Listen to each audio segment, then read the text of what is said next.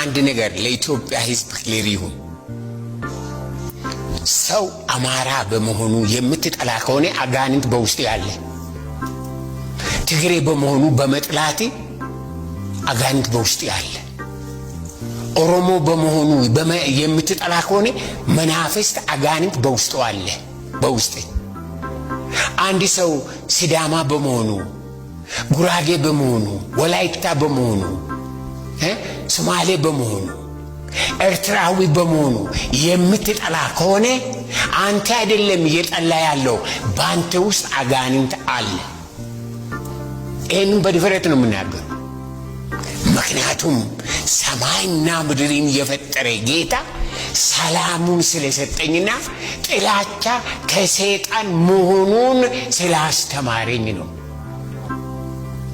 ስለዚህ ይሄ ሰው ከዛ ብሔር ነው ምናምን ብለህ የምታልፈው የምትጠላው አንድ ነገር ሰው አንተ የማታውቀው ችግር በውስጥ አለ።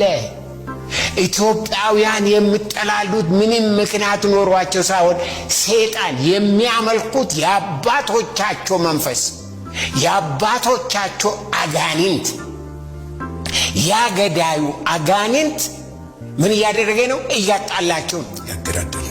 እያጣላቸው ምን ይሁን ነው የምትለው?